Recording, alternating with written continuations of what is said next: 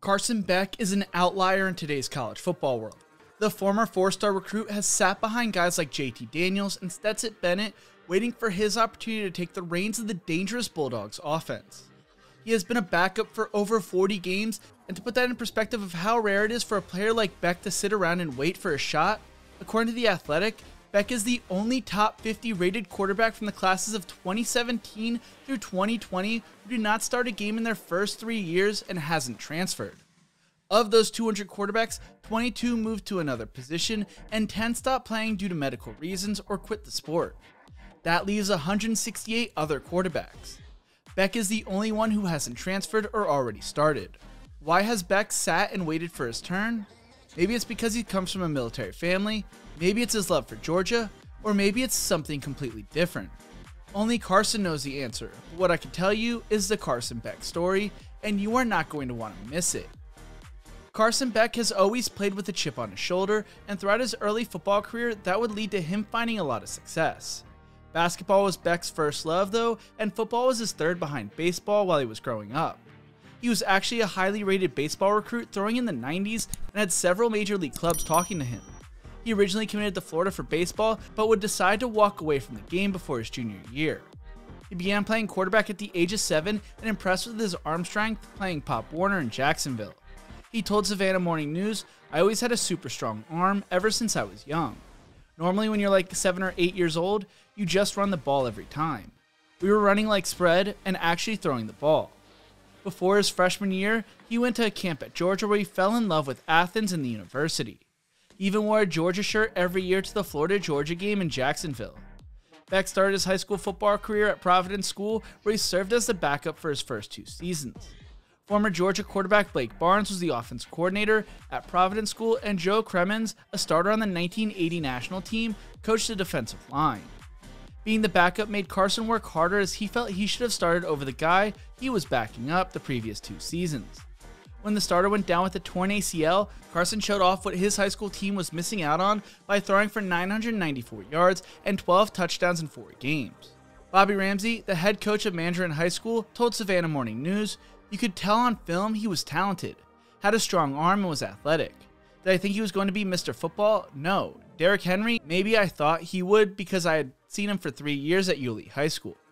After his sophomore year, Carson's coach would be fired and the team would take a heavy loss in players due to graduation. This meant Carson had a decision to make: stay at Providence and hope the next coach would believe in him, or transfer.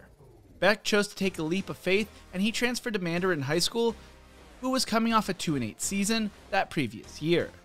This meant he would now have a 35 to 45 minute drive to school every day, but also meant he could play with 3 wide receivers he had developed a relationship with due to them being members of his 7-on-7 team. Beck told Savannah Morning News, "They were kind of saying, 'Hey, come to Mandarin. We need a quarterback.' That's kind of how I found out about Mandarin. I came and talked to the coaches and talked to Toby Bullock, the offensive coordinator. I kind of saw what they ran and I absolutely loved it." Going to his junior year, he went to a camp at Georgia but failed to earn an offer because Jim Chaney didn't like his throwing motion.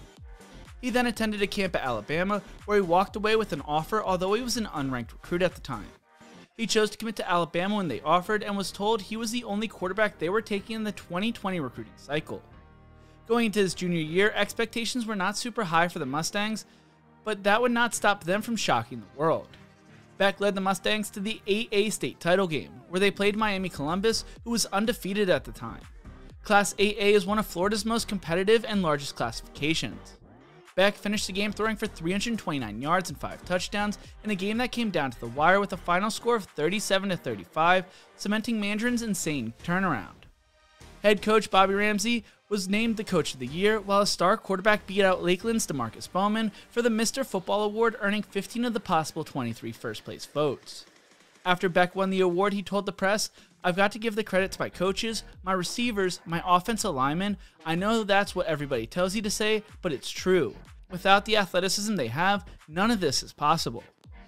Carson threw for 3,546 yards and 39 touchdowns in 14 games and joined the Mr. Football fraternity that includes the likes of Henry, Tim Tebow, Anquan Bolden, Dante Culpepper, Dalvin Cook, Matt Elam, and Travis Henry, all of whom went on to become first or second round NFL draft picks. When asked about comparing Beck to Derrick Henry, Ramsey told the media, "It's fun to compare those two. because they have a lot of similar characteristics in how they prepare to play the game, the way they practice, the way they see the game in a little bit broader of a view than what the normal high school kids do. Between his junior and senior year, Beck would decommit from Alabama after major staff turnover. Beck had no relationship with most of the new staff, so he wanted to reevaluate his options. After the decommitment, Florida and Miami were viewed as the favorites to land the in-state quarterback, but with Jim Chaney leaving Georgia and quarterback coach James Coley being promoted, all of a sudden Georgia was back on the table.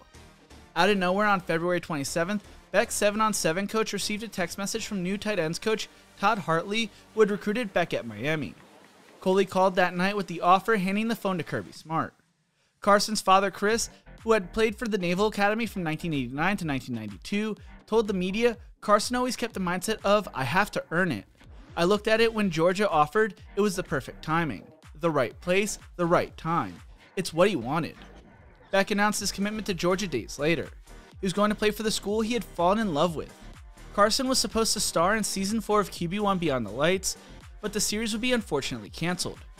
As a senior, he led the Mustangs to a 7-4 record, throwing for 1,843 yards and 20 touchdowns, while also rushing for 6 touchdowns on the ground. According to 24/7 Sports Composite, Beck was a 4-star recruit with a .9095 rating, earning over 12 offers from the likes of Georgia, Alabama, Florida, Florida State, and Miami. When Carson Beck arrived at Georgia, he had the ability to fight for the starting job right away.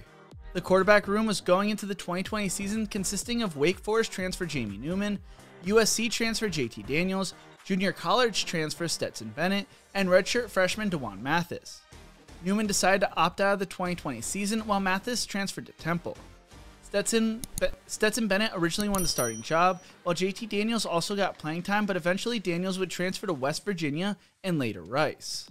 Beck saw his first real playing time come in 2021, with JT Daniels out with an injury, and Bennett having done enough to beat out Beck for the starting job. Kirby Smart still wanted to see what he had in Beck. He completed just 4 of his 10 attempts and threw a pick 6 in what was UAB's only points in a 56-7 win. He then went 1 of 3 against Vanderbilt and then completed 5 of 10 passes against Charleston Southern. He was also intercepted in that game as well. Bennett led Georgia to a national title and decided to return for the 2022 season.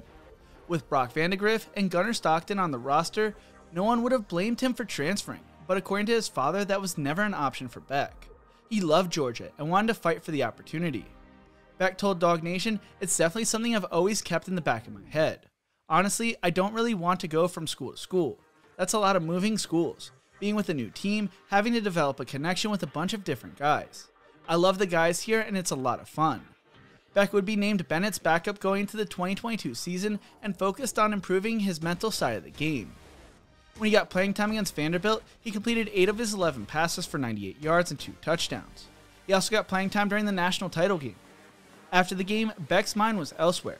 With bits of confetti still stuck on his arms, Beck was already eager, thinking about what may come next. Not at another school, but at Georgia. Beck has been Georgia's backup for 40 games and believes it's his time to shine. Carson's father told Yahoo Sports, "In today's day and age, whether it's business or athletics, there's too many folks that feel entitled, right? That don't want to work and earn it. There's no such thing as, well, it's my time." The transfer portal, NIL, everything has changed the landscape. At the end of the day, one of the things I know beyond a shadow of a doubt that he has are the core intangibles: leadership, discipline, work ethic, and integrity. He really loves the grind. He came to Georgia for a reason and believes everything happens for a reason. I'm excited to see Carson Beck earn his opportunity finally and can't wait to see what he brings to the table. What do you think? Who will win Georgia's quarterback battle? Carson Beck, Brock Vandagriff, or Gunnar Stockton? Let me know in the comment section below. If you enjoyed this video, make sure to check out one of my other videos right here. Don't forget to leave a like and subscribe for more college football content. Thank you so much for watching and cannot be more thankful for y'all. You guys make this all possible for me, and as always, remember to embrace the grind.